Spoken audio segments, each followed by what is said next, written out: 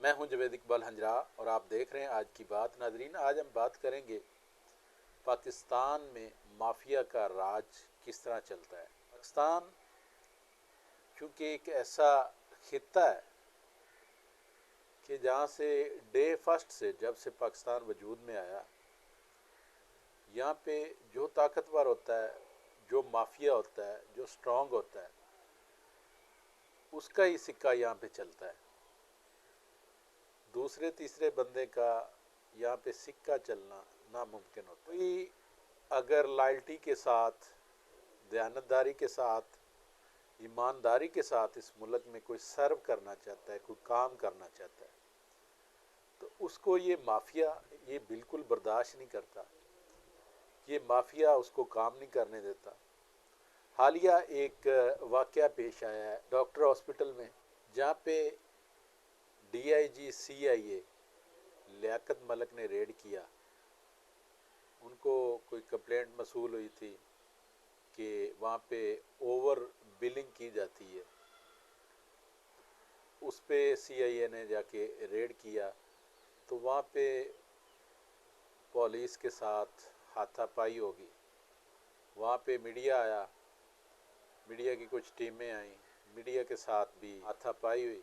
हम इस चीज़ की तो पुरजोर मजम्मत करते हैं कि अगर कोई मीडिया वर्कर वहाँ पे अपना कोई काम कर रहा था, खा वो किसी भी चैनल के साथ मुंसलिक हो, तो अगर वो अपनी ड्यूटी वहाँ पे दे रहा था, पुलिस की तरफ से कोई उसके साथ हाथापाई होना या नारवा रवैया इख्तियार करना पुलिस का, ये ज़्यादती है। इस पर बाकायदा तौर पे इन्वेस्टिगेशन होनी चाहिए कि इसमें आया कि पुलिस का कसूर है या वो जो जर्नलिस्ट जो अपनी ड्यूटी वहाँ पे सर अंजाम दे रहे थे, क्या कोई उनकी तरफ से कोई ऐसी बात की गई जिससे ये मामलात ख़राब हुए। अफसोसनाक वाक़या रात गए पेश आया। वो जो डॉक्टर हॉस्पिटल है, एक मीडिया जो मालकान है उसका इसमें बहुत बड़ा शेयर है।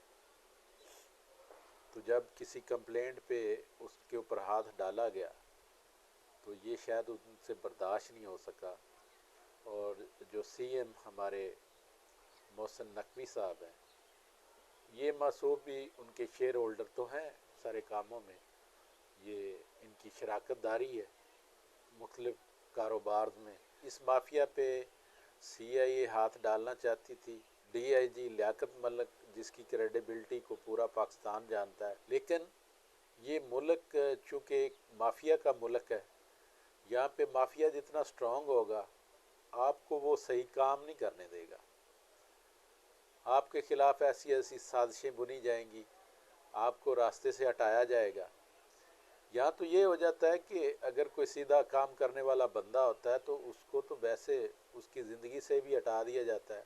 किसी को नौकरी से फारिग कर देना या उसको OSD बना देना या उसका ट्रांसफ़र कर देना, ये तो रूटीन का मैटर है। यहाँ तो ऐसा होता है कि माफिया के ख़िलाफ़ जाने वाले शख्स अपनी जान से भी चला जाता है।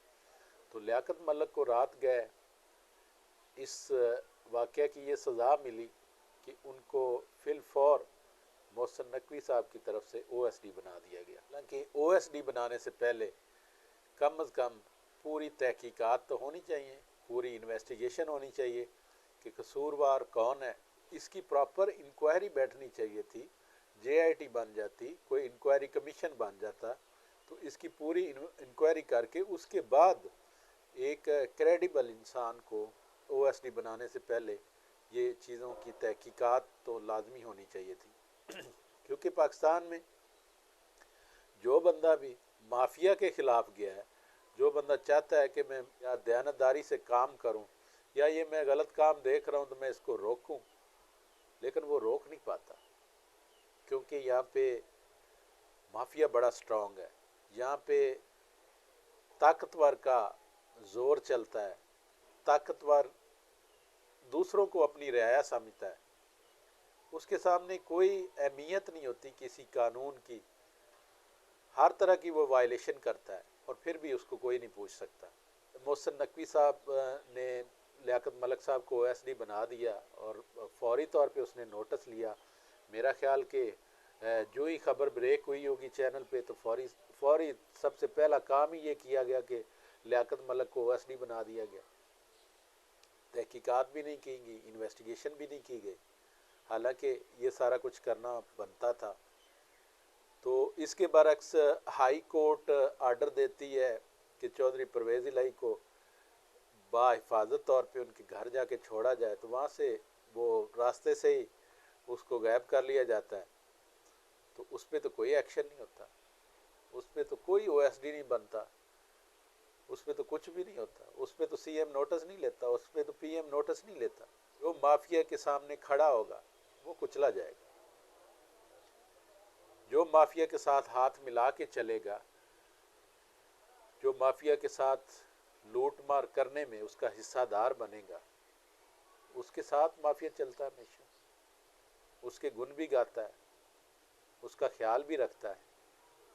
लेकिन जो कोई सर उठाने की कोशिश करेगा या वो कहेगा कि आप यहाँ पे गलत कर रहे हैं, तो उसको कभी बख्शा नहीं जाएगा। इस वाक़या की शफाफ इंक्वायरी होनी चाहिए।